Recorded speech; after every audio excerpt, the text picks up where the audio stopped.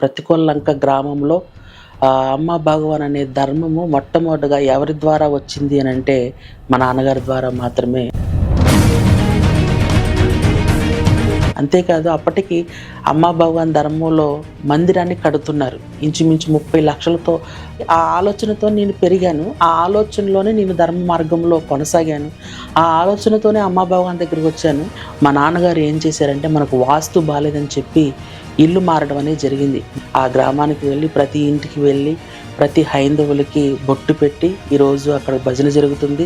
అక్కడ కొన్ని మాటలు చెప్పబడతాయి. ఇది చాలా రకాలుగా నా గురించి పూజలు కానీ, ప్రార్థనలు కానీ, యజ్ఞాలు కానీ, యాగాలు కానీ ఇలాగా చేయటం ప్రారంభించారు. ఎందుకంటే ఇంతవరకు కూడా నీలాంటోడు మా గ్రామంలో పుట్టలేదు, ఇక ముందు కూడా పుట్టబోడు. కాబట్టి నువ్వు ఏం చేసుకుంటావో చేసుకుని.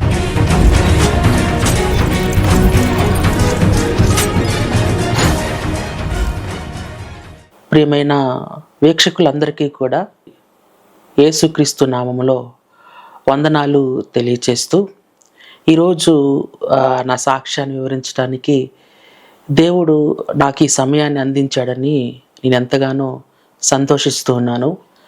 ఎందుకనంటే ఈ సాక్ష్యమును ఇచ్చింది దేవుడే, నన్ను నిలబెట్టింది దేవుడే. అదే విధముగా ఈ యొక్క సాక్ష్యాన్ని అనేక మందికి పంచుకోవడానికి కూడా అవకాశాన్ని ఇస్తుంది కూడా దేవుడే.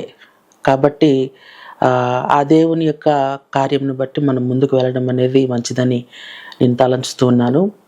నా పేరు బి పృథ్వీరాజ్ అండి. మాది స్వగ్రామము ప్రతికొల్లంక గ్రామము, కొల్లేటి గ్రామం అని చెప్పి అని అంటారు. ఆ గ్రామంలో నేను పుట్టడము, అలాగే పెరగటము, చదువుకోవటము ఇవన్నీ కూడా జరిగింది. నేను స్వతహాగా ఒక హైందవ కుటుంబంలో జీవించాను, అలాగే దాంట్లోనే కొనసాగాను. హైందవత్వం అంటే హైందవత్వంలో చాలా మార్గాలు ఉంటాయి. అందులో అచల పరిపూర్ణ బోధ లేకపోతే అచల పరిపూర్ణ మార్గము అనేది ఒకటి ఉంది. దానిని ఈ కొల్లేటి గ్రామాలలో గురుభక్తి అని అంటారు. అది ఈ కొల్లేటి గ్రామాల్లో చాలా ఎక్కువగా వ్యాపించడం అనేది జరిగింది. చాలామంది దానిలో భక్తులుగా కొనసాగుతున్నారు ఈనాటికి కూడా. దాంట్లో మా నాన్నగారు, మా అమ్మగారు చాలా విరివిగా లేకపోతే లోతుగా ధ్యానించి అందులో ఉన్న జ్ఞానాన్ని సంపాదించి అందులో కావలసిన సమాధి స్థితిని పొందుకోవడానికి ప్రయత్నిస్తున్న భక్తులలో ప్రధానమైన వారుగా మా నాన్నగారు, మా అమ్మగారు ఇద్దరూ కూడా ఉండటం అనేది జరిగింది. వాళ్ళు ఇంచుమించు 20 సంవత్సరాల పాటు అందులో ఉన్నారు. వారికి కుమారునిగా అందులో నేను కూడా కొనసాగాను. ఎందుకంటే నేను పుట్టక ముందు నుంచి కూడా వాళ్ళు అదే ధర్మంలో కొనసాగారు. నేను పుట్టిన తర్వాత కూడా అదే ధర్మంలో కొనసాగారు. కాబట్టి వారిని బట్టి నేను కూడా ఆ యొక్క ధర్మంలోనే కొనసాగడం అనేది జరుగుతూ వచ్చింది. అయితే నేను చిన్నప్పటి నుంచి కూడా బాగా భయస్థుడిని. ఎందుకనంటే మా అమ్మగారికి, నాన్నగారికి నేను ఒక్కడనే కుమారుణ్ణి. నాకు తమ్ముళ్ళు కానీ, చెల్లెళ్ళు కానీ, అన్నయ్యలు కానీ, అక్కలు కానీ ఎవరు లేరు. మా పెదనాన్నగారికి, బాబాయ్ గారికి వారికి కుమారులు, కుమార్తెలు ఉన్నారు తప్ప నాకైతే నేను ఒక్కడనే కుమారుణ్ణి మా అమ్మగారికి, నాన్నగారికి. కాబట్టి చిన్నప్పటి నుంచి కూడా నేను ఎవరితో కూడా ఎక్కువగా సహవాసం చేసిన వ్యక్తిని కాదు, బాగా మాట్లాడే వ్యక్తిని కూడా కాదు, ప్రతి ఒక్కరితో కూడా కలిసిపోయే వ్యక్తిని కాదు. కొంచెం భయం ఎక్కువ, అదేవిధంగా సిగ్గు అనేది కూడా నాకు ఎక్కువగా ఉండేది. అందుకనే ఇంట్లో నుంచి బయటకు వచ్చే విధానము ఎక్కువగా ఉండేది కాదు. ఎక్కువగా మా నాన్నతోనూ మా అమ్మతోనూ మాట్లాడటంలోనూ, వారితో సహవాసంలో ఉండటంలోనూ వారికి ఉన్న ఆ యొక్క గురుభక్తి మీద ఉన్న ఆ యొక్క ప్రేమ నాకు కూడా అది వర్తించడం అనేది జరిగింది. వారికి కలిగి ఉన్న ఆ యొక్క భక్తి మార్గం అనేది నాకు కూడా ఆ యొక్క భక్తి మార్గం అలవర్చుకోవడం అనేది జరిగింది. నాకు కూడా మా నాన్నగారు అనేక సార్లు ఆ యొక్క బోధ గురించి తెలియజెప్పడం అనేది జరిగింది. వారికి ఉన్న అనుభవాలు అయితే నాకు ఆ చిన్న వయసులో ఉండేవి కాదు, కానీ నేనైతే ఆ ధర్మం గురించి కొద్దిగా తెలుసుకున్నవాడిని. అందులో పాటలు పాడేవాడిని, అందులో కందార్థాలు అనేవి ఉంటాయి, పద్యాలు అనేవి ఉంటాయి, అవన్నీ కూడా పాటించేవాడిని. గురుమాల అనేది ఒకటి ఉంటుంది. దాంట్లో కూడా నేను గురుమాల వేసుకుని 40 రోజుల పాటు 41 రోజుల పాటు దీక్ష చేసిన అనుభవం అనేది నాకు ఉంది. కాబట్టి దానిలో బాగా లోతుగా వెళ్ళిన కుటుంబము నాది. కాబట్టి అటువంటి ధర్మ మార్గంలో మేము ఉండటం అనేది జరిగింది. అయితే కొన్ని రోజుల తర్వాత మా నాన్నగారికి ఒక ఆలోచన అనేది ఎప్పటినుంచో కూడా ఉంది. కానీ అది కార్యరూపము దాల్చడం అనేది జరిగింది. ఎందుకనంటే గురుభక్తి మార్గంలో ఏముంటుంది అనంటే, గురువు అనే వ్యక్తి చీకటిని తొలగించే వ్యక్తిగా ఉండాలి. సాధారణంగా సంస్కృతంలో నుంచి గురువు అనే పదం వస్తది. దాని అర్థం ఏంటంటే చీకటిని తొలగించువాడు అని అర్థం. గురువు అనంటే చీకటిని తొలగించాలి. చీకటిని తొలగించే గురువే చీకట్లో ఉంటే, చీకటిని తొలగించాల్సిన గురువే చీకట్లో నడుస్తూ ఉంటే, మనము చీకట్లో నుంచి బయటికి ఎలాగొస్తాం అనే ఆలోచన మా నాన్నగారికి ఎక్కువగా ఉంటూ ఉండేది. ఈ సృష్టి అంతా కూడా ఎలా ఏర్పడింది? శూన్యంలో భూమి వేలాడుతూ ఉంది. అది ఎలాగ వేలాడుతుంది? గ్రహాలన్నీ ఉన్నాయి, నక్షత్రాలన్నీ ఉన్నాయి. అవి ఎలాగా జరుగుతూ ఉన్నాయి? కాబట్టి ఈ సర్వ సృష్టికి కూడా వెనకాల ఒక శక్తి ఉంది. అది దేవుడే. ఆ దేవుడే గురువుగా ఉంటే బాగుంటుంది. కానీ మనుషులముగా మనం గురువు అంటే గనక కొంచెం ఆలోచించాల్సిన విషయం అని ఆయన మనసులో ఆయనకు ఉండేది. కానీ ఎవరికి తెలియజెప్పేవారు కాదు. అయితే కొన్ని రోజుల తర్వాత అది కార్యరూపం దాల్చి ఏం జరిగిందంటే, మా అమ్మగారిది స్వతహాగా గుడిపాడు. మా మేనమామ గారు అమ్మా భగవాన్ అనే భక్తిని చేసేవారు. అమ్మా భగవాన్ అనే భక్తిని చేసినప్పుడు వారు వచ్చి, మా మేనమామ కూడా మంచి జ్ఞానం కలిగిన వ్యక్తి, మంచిగా మాట్లాడగలిగిన వ్యక్తి. మా మేనమామకిను మా నాన్నగారికి మధ్యలో జరిగిన కొన్ని సంభాషణల్లో నాన్నగారు కలిగి ఉన్న యొక్క సందేహాన్ని మా మేనమావ గారు తీర్చి ఏమన్నారు అని అంటే, ఆ వెనకాల ఉన్న వ్యక్తి ఎవరో కాదు, భగవాన్ అని చెప్పేసి చెప్పడం జరిగింది. అమ్మ భగవాన్ అని చెప్పడం జరిగింది. కాబట్టి నిజమే, ఒక గురువు మనల్ని చీకట్లో నుంచి లాగలేడు, కానీ ఒక దేవుడైతే మనల్ని చీకట్లో నుంచి లాగుతాడు అనే విషయాన్ని మా నాన్నగారు ఆలోచించడం మొదలుపెట్టారు. ఆ తదుపరి ఆయన తీసుకున్న నిర్ణయం ఏంటంటే, అమ్మ భగవాన్ అనే భక్తిలో కొనసాగడం అనేది జరుగుతూ వచ్చింది. ప్రతికూలంక గ్రామంలో అమ్మ భగవాన్ అనే ధర్మము మొట్టమొదటిగా ఎవరి ద్వారా వచ్చింది అని అంటే, మా నాన్నగారి ద్వారా మాత్రమే అది రావటం అనేది జరిగింది. మా నాన్నగారికి సహాయకరంగా కొంతమంది అమ్మ భగవాన్ భక్తిలో కొనసాగడం అనేది జరిగింది. దాంట్లో కూడా చాలా జ్ఞానాన్ని మా నాన్నగారు సంపాదించారు, మా అమ్మగారు సంపాదించారు. దాంట్లో కూడా చాలా లోతుగా కొనసాగడం అనేది జరుగుతూ వచ్చింది. ఎందుకంటే ఆయన గురించి అందరికీ తెలియాలి అనే ఉద్దేశంతో మా నాన్నగారు, మా అమ్మగారు ఏం చేసేవారు అని అంటే, మా నాన్నగారు పాటలు పాడతారు, మా అమ్మగారు పాటలు పాడతారు. నేను వాళ్ళకి సహాయకరంగా డోలక్ వాయించేవాడిని, కాంగో వాయించేవాడిని, సంగీతపరంగా వాళ్ళకి వెనకాల ఉండేవాడిని. కాబట్టి మీ ముగ్గురం, అలాగే కొంతమంది అమ్మ భగవాన్ భక్తులందరూ కలిసి ఒక భజన బృందంగా తయారయ్యి కొల్లేటి లంకలో ఉన్న అనేక గ్రామాల్లో, ఇంచుమించు 30-35 గ్రామాల్లో, నాకు సరిగ్గా గుర్తులేదు కానీ నెంబరు, ఆ గ్రామాలన్నిటిలో కూడా రామాలయంలోనికి వెళ్ళి మేము భజనలు చేసి అమ్మ భగవాన్ అనే దేవుణ్ణి ప్రచారం చేయడం జరిగింది. ఆ దినాలలో ఆ గ్రామానికి వెళ్ళి, ప్రతి ఇంటికి వెళ్ళి, ప్రతి హైందవులకి బొట్టు పెట్టి, ఈరోజు అక్కడ భజన జరుగుతుంది, అక్కడ కొన్ని మాటలు చెప్పబడతాయి, మీరు అక్కడికి రండి అని చెప్పి మేము ఆహ్వానించడం జరిగేది. అలాగా చాలామంది వచ్చి ఆ యొక్క ధర్మం గురించి వినేవారు, దాంట్లో చేరడానికి ఇష్టపడేవారు. ఆ రకంగా మేము బలముగా ఆ యొక్క ధర్మములో కొనసాగాము. ఇదంతా కూడా ఎన్ని రోజులు జరిగింది అని అంటే, ఒక 6 సంవత్సరాల పాటు జరిగింది. నేనైతే దాంట్లో అమ్మ భగవాన్ అనే ధర్మంలో 4 సంవత్సరాలే ఉన్నాను. ఎందుకని ఉన్నాను అనే విషయాన్ని నేను మీకు ఇప్పుడు తెలియజేస్తాను. ఎందుకనంటే ఆ దినాలలో మా అమ్మగారు, నాన్నగారు ఏ విధంగా అయితే బలంగా కొనసాగారో, నేను కూడా అదే విధంగా వాళ్ళకంటే ఎక్కువగా ఆ పూజలు చేసేవాడిని, వాళ్ళకంటే ఎక్కువగా ఆ దేవుణ్ణి ఆరాధించేవాడిని, వాళ్ళకంటే ఎక్కువగా ఆ దేవుణ్ణి ప్రేమించేవాడిని. ఆ రకంగా నేనేమనుకున్నానంటే, నా జీవితము ఆయనకి సమర్పించేయాలి, నా జీవితము ఆయనలో కొనసాగాలి, నాకు శేష జీవితం అంటూ ఉంటే ఇక ఆయన దగ్గరే అనే ఉద్దేశంతో అమ్మ భగవాన్ అనే ఆ దేవుని దగ్గర, వాళ్ళు ఎక్కడుంటారు అని అంటే, చెన్నై దగ్గర నేమం అని ఒకటి ఉండేది, ఒక ఆశ్రమం అక్కడ ఉండేది. ఇంకొకటి పెద్ద తిరుపతి దగ్గర వరదయ్యపాలెం అనే ఒక ప్రాంతం దగ్గర అక్కడ ఒక ఆశ్రమం ఉండేది. అక్కడ వారి దగ్గర దాసాజీలు అనే వాళ్ళు ఉంటారు. వాళ్ళు జీవితాంతము పెళ్ళి లేకుండా అమ్మ భగవాన్ దగ్గరే వారితో సేవ చేసుకుంటూ గడిపేవారు. ఆ దాసాజీలను చూసినప్పుడు నాకు కూడా ఏమనిపించిందంటే, నేను కూడా అలాగ నడవాలి, నేను కూడా అలాగే ఉండాలి అని చెప్పి ఒకరోజు నా నిర్ణయాన్ని మా తండ్రి గారికి, మా తల్లి గారికి చెప్పడం జరిగింది.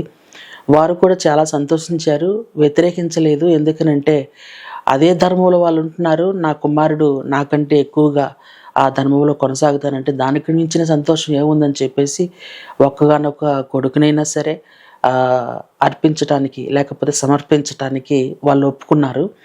అయితే నన్ను గూర్చి అక్కడ సమాచారం వెళ్ళింది. అక్కడ దాసాజీ ఒక ఆయన మా దగ్గర ప్రాంతంలో ఒక చోటకొస్తే అక్కడికి వెళ్ళి ఈ విషయాన్ని చెప్పటం జరిగింది. చెప్పినప్పుడు వాళ్ళు చాలా ప్రశ్నలు వేశారు. వేసిన తర్వాత వాళ్ళు చెప్పిన విషయం ఏంటంటే, అప్పటికి నేను ఇంటర్మీడియేట్ చదువుతున్నాను. ఇంటర్మీడియేట్ చదివిన తర్వాత అప్పుడు ఆలోచిద్దాము అని చెప్పేసి నన్ను పంపించేశారు బయటికి. కానీ నన్ను పంపించేసిన తర్వాత మా అమ్మగారికి, మా నాన్నగారికి వాళ్ళు చెప్పిన విషయం ఏంటంటే, మీకు ఒకే ఒక్క కుమారుడు ఉన్నాడు. అన్నదమ్ములు గానీ, అక్క చెల్లెలు గానీ ఎవరు లేరు. ఇప్పుడు మీరు ముసలి వయసుకు వచ్చిన తర్వాత మిమ్మల్ని చూసుకునే వాళ్ళు ఎవరు లేరు. కాబట్టి రేపొద్దున ఏదైనా సమస్య వస్తే మళ్ళా మా మీదకి మీరు కేసు పెట్టుకుని వస్తారు. కాబట్టి అలాంటి విషయాలు కొంచెం చాలా జాగ్రత్తగా ఉండాలి. కాబట్టి ఒక్కడే కొడుకునైతే గనక మేము తీసుకోము. ఏమన్నా చెల్లెలు కానీ, లేకపోతే తమ్ముడు కానీ, అక్క కానీ, అన్నయ్య కానీ ఇలా ఎవరైనా ఉంటే బాగుండేది. కాబట్టి మా ఆశ్రమానికి రావడానికి మీ కుమారుడు అనర్హుడు అనే విషయాన్ని వాళ్ళు తెలియచేశారు.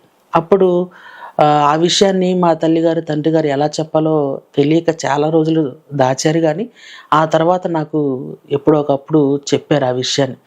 చెప్పినప్పుడు నేను చాలా బాధపడ్డాను, చాలా కృంగిపోయాను, చాలా నిరాశలోనికి వెళ్ళిపోయాను.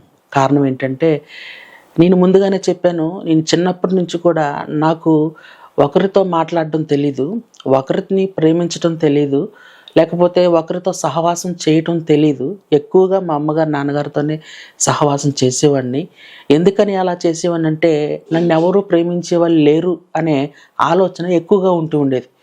నేను స్వతహాగా మీరు చూస్తున్నారు కదా, నా యొక్క రూపం కానీ, నా యొక్క మాట కానీ అందరికీ నచ్చేది కాదు. కాబట్టి నేను ఎవరికి నచ్చను అనే ఆలోచన నాకు చిన్నప్పటి నుంచి ఉండేది. ఎవరు నన్ను ప్రేమించరు అని చిన్నప్పటి నుంచి కూడా నాకు ఉండేది. కాబట్టి ఆ ఆలోచనతో నేను పెరిగాను. ఆ ఆలోచనలోనే నేను ధర్మ మార్గంలో కొనసాగాను. ఆ ఆలోచనతోనే అమ్మాబావగారి దగ్గరికి వచ్చాను. అమ్మాబావగారి దగ్గరికి వచ్చిన తర్వాత వాళ్ళకంటే కూడా, మా అమ్మగారు, నాన్నగారి కంటే కూడా నేను ఎక్కువగా వాళ్ళని ప్రేమించడానికి గల కారణం ఏంటంటే, నా సర్వస్వం వాళ్ళే అని చెప్పి నేను అనుకున్నాను. చివరికి వాళ్ళు ఏమన్నారంటే, నువ్వు నాకు వద్దు అనే మాటని వాళ్ళు చెప్పడంతో నా మనసు విరిగిపోయింది. ఈ ప్రపంచంలోకి ఎవరు నన్ను ఇష్టపడే వాళ్ళు లేరు, మా అమ్మగారు, నాన్నగారు తప్ప. ఇక నాకు ప్రేమించే వాళ్ళు ఎవరు లేరు అని చెప్పి ఒక నిరాశలోనికి వెళ్ళిపోయాను, ఒక ఒంటరితనంలోనికి వెళ్ళిపోయాను, ఒక నిరుత్సాహమైన పరిస్థితిలోనికి వెళ్ళిపోయాను. అప్పటి నుంచి కూడా మా అమ్మగారు, నాన్నగారితో కలవడానికి, అంటే ఆ భక్తి మార్గంలో కొనసాగడానికి కొంచెం అయిష్టత నేను చూపించడం జరిగింది. అప్పటికి మా అమ్మగారు, నాన్నగారు ఎక్కడున్నారు అని అంటే, రాజమండ్రి దగ్గర ఒక ఫ్యాక్టరీలో పనిచేయడానికని అక్కడికి వెళ్ళిపోయారు. నేను ఇక్కడ ఇంటర్మీడియట్ చదువుతున్నాను. ఇంటర్మీడియట్ చదువుతున్న సందర్భంలో సెకండ్ ఇయర్ అవుతూ ఉండగా నా ఫ్రెండ్ ఒక అతను, మనం ఎలాగో విడిపోతున్నాము కాబట్టి నేను నీకు ఒక గిఫ్ట్ ఇస్తానని చెప్పేసి అని అన్నాడు. ఏం గిఫ్ట్ ఇస్తాడో అని చెప్పేసి నేను అనుకున్నాను. అతని ఇంటికి తీసుకెళ్ళి ఒక బైబిల్ని నాకు గిఫ్ట్గా ఇచ్చాడు. ఎందుకని ఇచ్చాడో నాకు తెలియదు. ఎందుకనంటే ఆ దినాల్లో మేమిద్దరం కూడా, అతను క్రైస్తవుడు, నేనేమో హిందువుని, కొంచెం సంభాషణ అనేది జరుగుతూ వస్తూ ఉండేది. నేను దేవుళ్ళ గురించి చెప్తూ ఉంటే వాడేమో యేసు ప్రభు గురించి చెప్తూ ఉండేవాడు. కాబట్టి ఈ సంభాషణ అనేది జరుగుతూ వచ్చినప్పుడు అతనేమనుకున్నాడో, మేము ఇంటర్మీడియట్ చదివి విడిపోతున్న సందర్భంలో నాకు ఒక గిఫ్ట్ ఇచ్చాడు, అది బైబిల్ ఇచ్చాడు. నేనేం చేశాను అని అంటే, ఆ బైబిల్ని చదవటం ప్రారంభించాను. అప్పటికే నాకు క్రైస్తవులు చాలామంది ఫ్రెండ్స్ ఉన్నారు. కాబట్టి వాళ్ళందరూ మరి ఎంత ఆత్మీయంగా ఉన్నారో కూడా తెలుస్తుంది ఈ బైబిల్ చదివితే. అంటే ఆ బైబిల్ని చదవటం మొదలుపెట్టాను. ఫస్ట్లో నాకేం అర్థం కాలేదు బైబిల్. ఎందుకని అర్థం కాలేదంటే, దాంట్లో ఉన్న భాష నాకెందుకో కొంచెం విచిత్రంగా అనిపించింది. తెలుగులోనే ఉంది కానీ అర్థం చేసుకోవడానికి చాలా కష్టం అనిపించింది. కానీ నేనున్న నిరుత్సాహ పరిస్థితికి, నేనున్న నిరాశగా ఆ విధమైన పరిస్థితికి ఏదో ఒకటి చదవాలి అనే ఉద్దేశంతో నేను ఆ బైబిల్‌ని అలాగే చదువుతూ వచ్చాను. సరే నేను ఆదికాండం నుంచి చదువుతూ వచ్చాను గానీ, అందులో యేసు ప్రభు గురించి ఎక్కడా లేదు. సరే అని చెప్పి ఎక్కడుంటది అని చెప్పేసి నేను అలాగా పేపర్‌లో తిప్పుతూ ఉంటే, క్రొత్త నిబంధన గ్రంథంలో యేసు ప్రభు గురించిన సువార్త అని చెప్పేసి రాశారు మత్తయి సువార్తలో. యేసు ప్రభు గురించి అక్కడ మొదలెట్టారు. కాబట్టి అక్కడి నుంచి నేను చదవటం మొదలుపెట్టాను. యేసు ప్రభు గురించి ఉంటది కదా! తెలుసుకుందాం అని చెప్పేసి. అది చదవటం ఎప్పుడైతే మొదలుపెట్టానో 11 అధ్యాయం 28 వచనం వచ్చేటప్పటికి, ప్రయాసపడి భారము మోసుకొనుచున్న సమస్త జనులారా నా యొద్దకు రండి, నేను మీకు విశ్రాంతిని కలగజేతును. ఈ యొక్క వాక్యం మీ అందరికీ తెలిసిందే.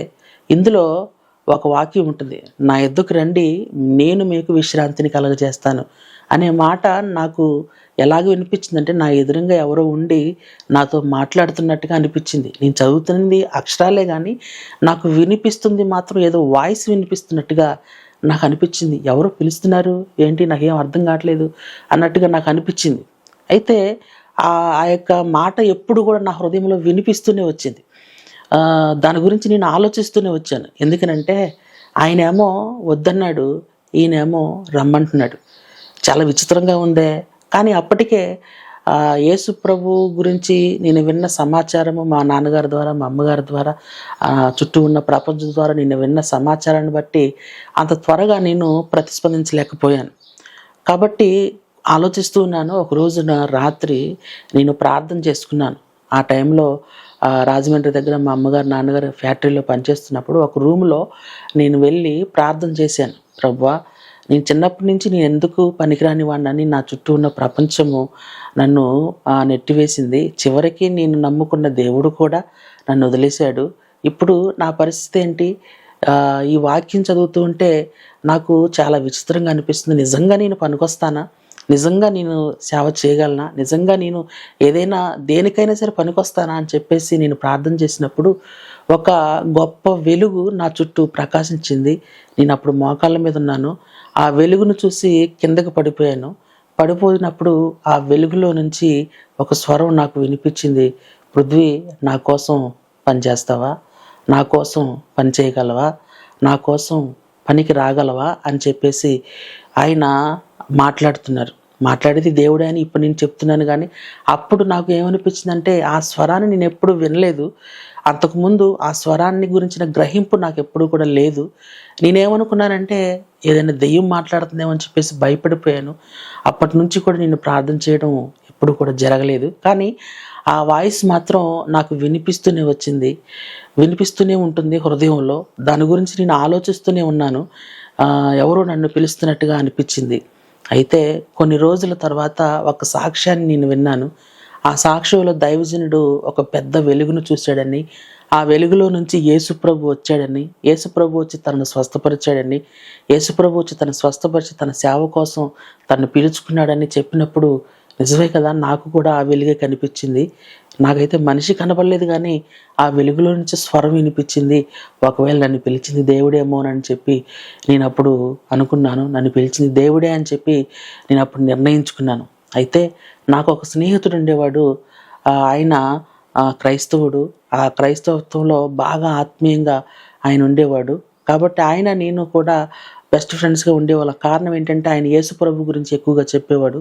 ఎందుకంటే ఆయన తన చర్చికి వెళ్ళి తను విన్న ఆ వాక్యాన్ని మరలా నాకు వచ్చి వినజెప్పేవాడు.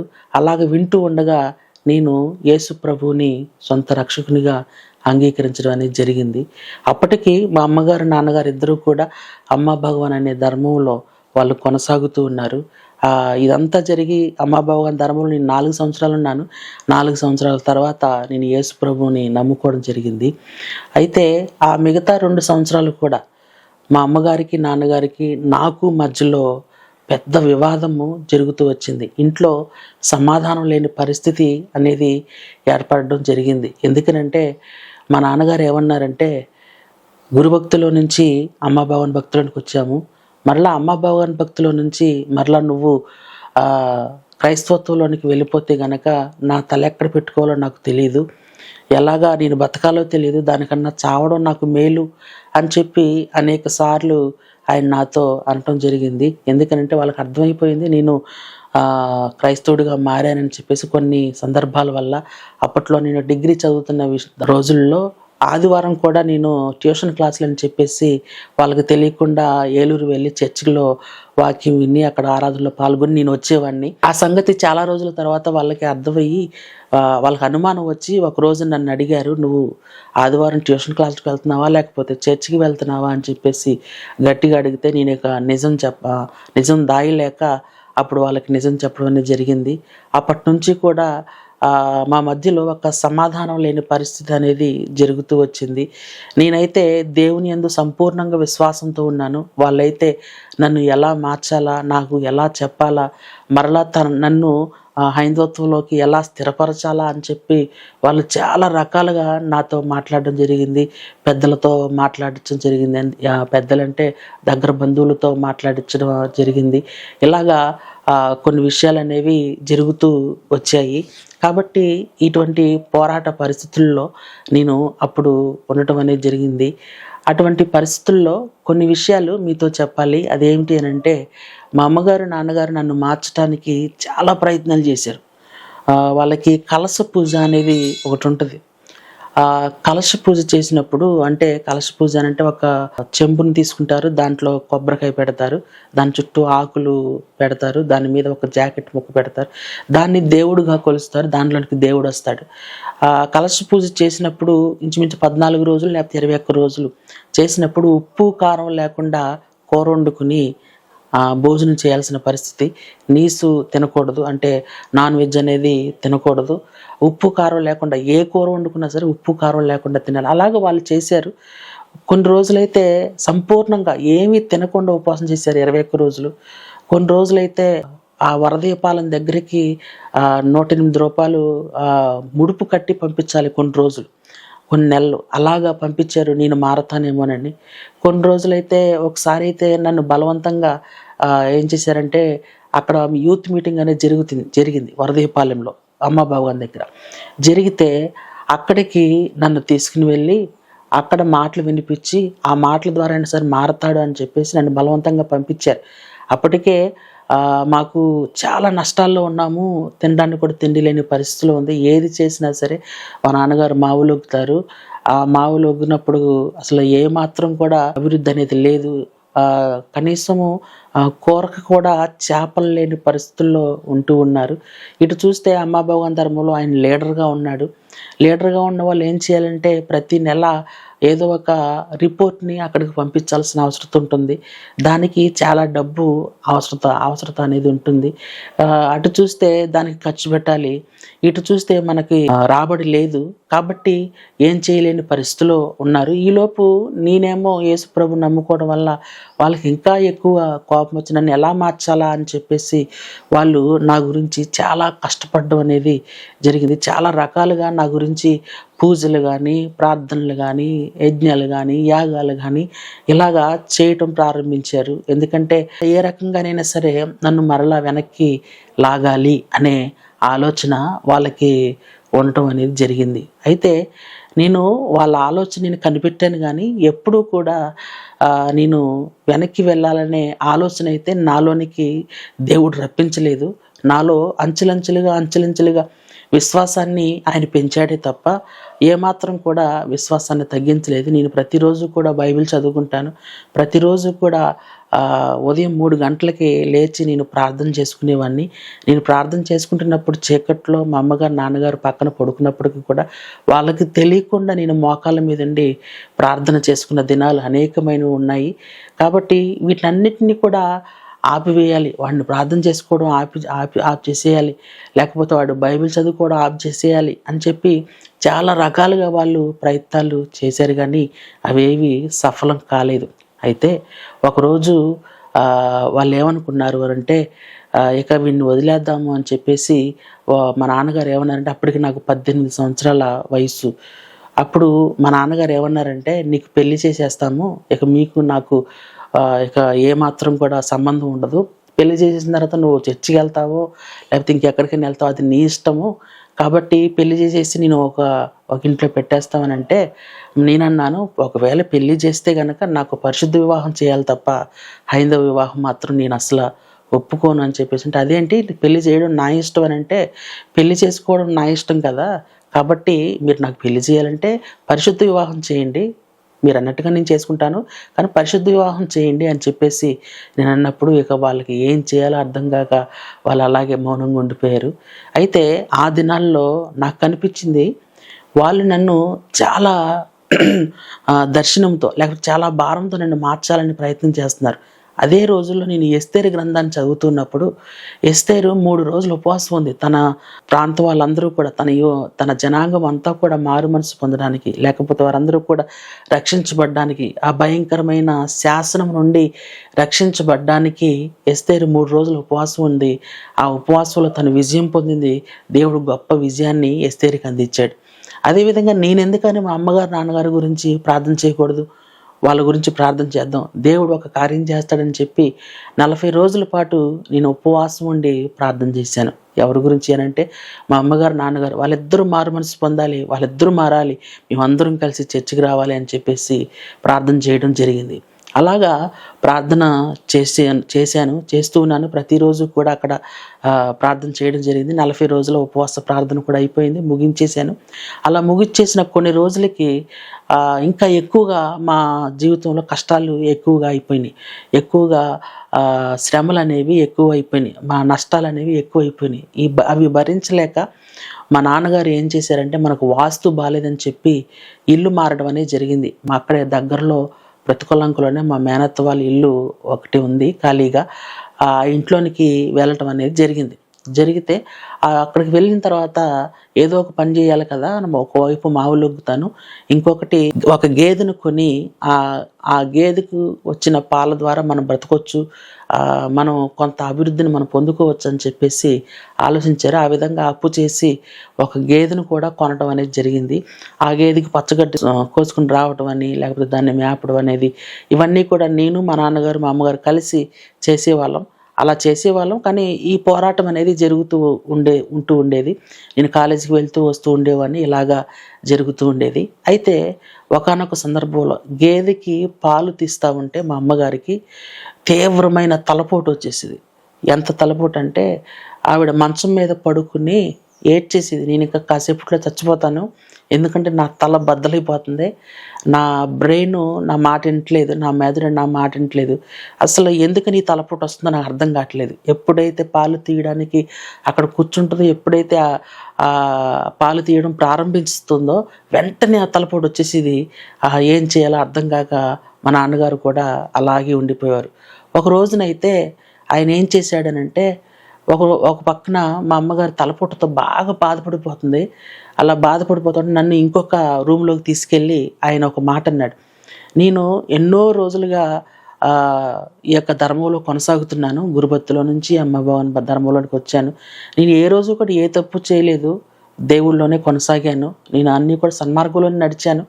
కానీ నేను చేసిన తప్పల్లా ఏంటంటే నీకు ఆటంకపరుస్తున్నాను. ఒకవేళ అదే నా తప్పు అయితే గనక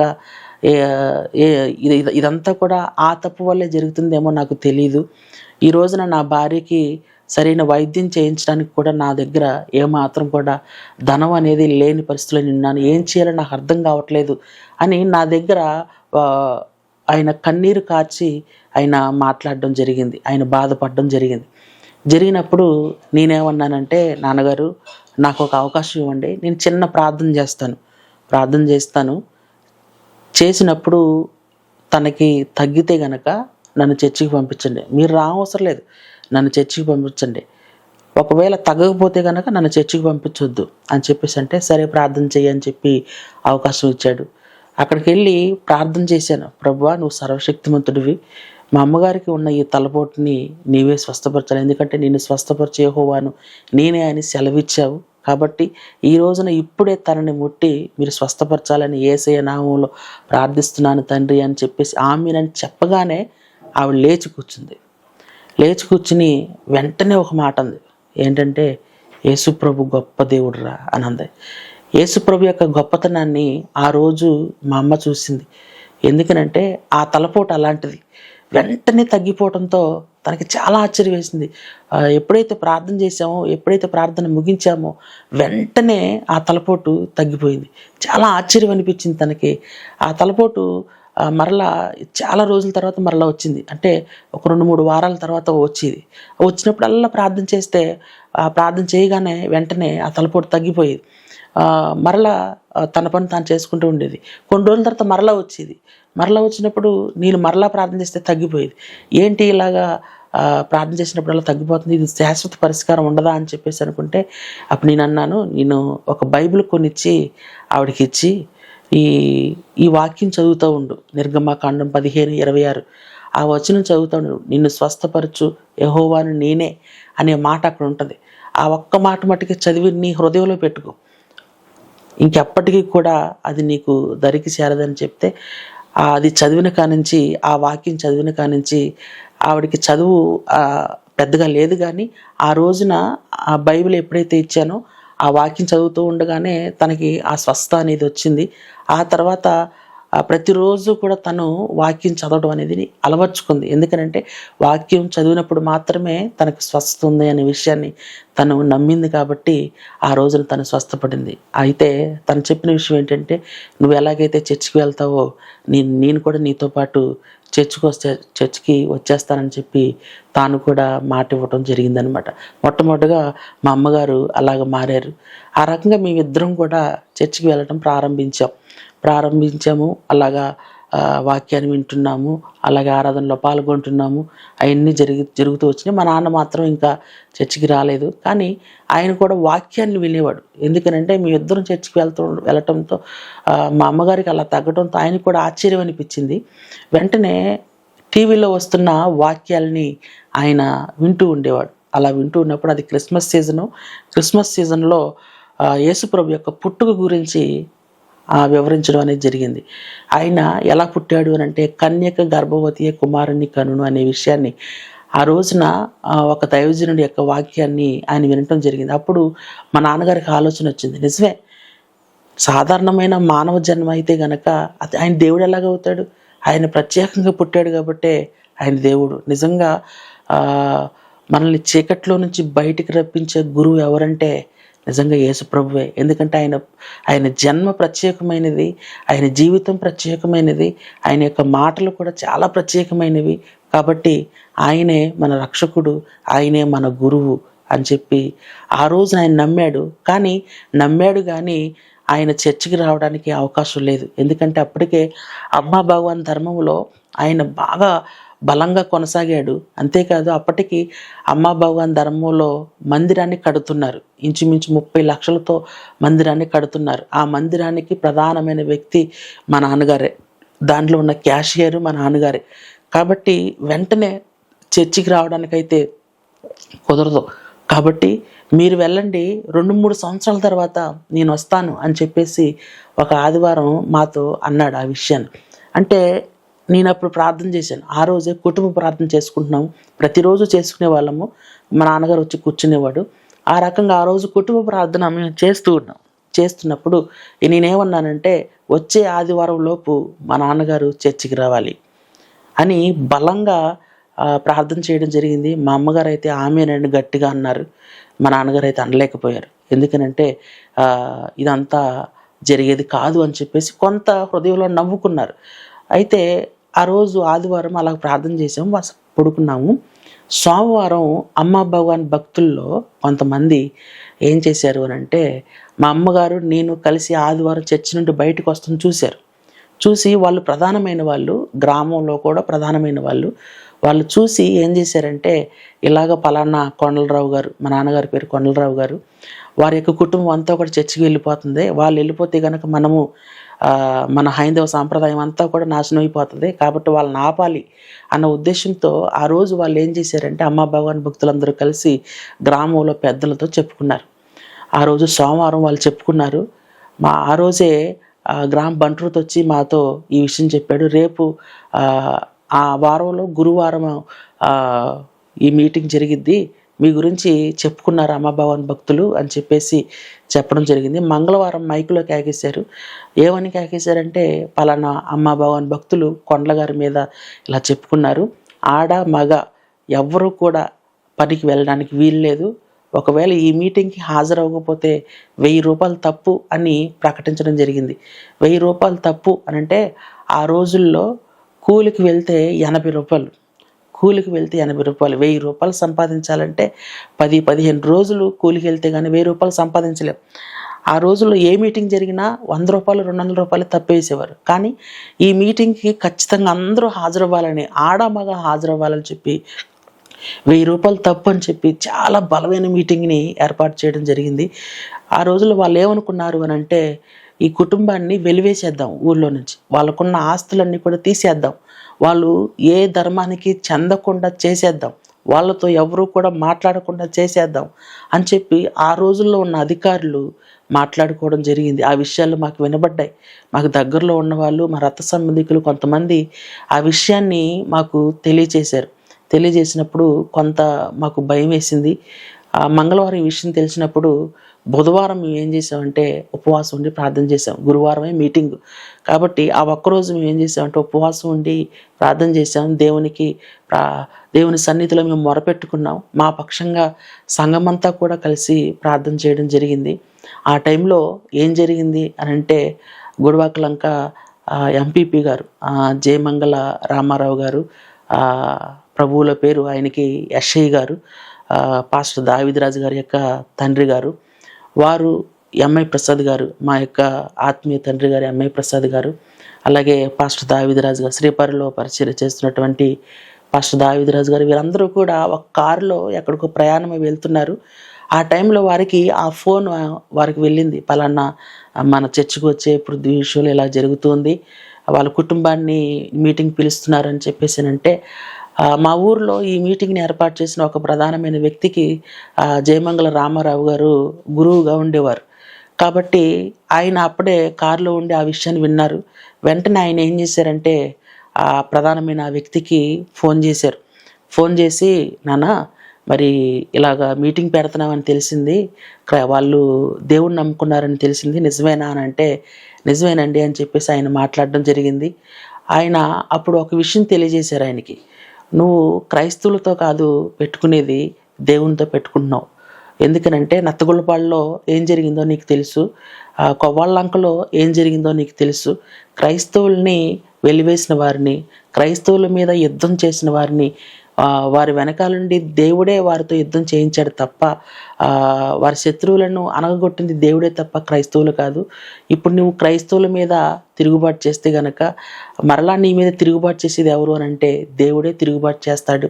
కాబట్టి నువ్వు చాలా జాగ్రత్తగా వ్యవహరించాలి ఈ విషయంలో.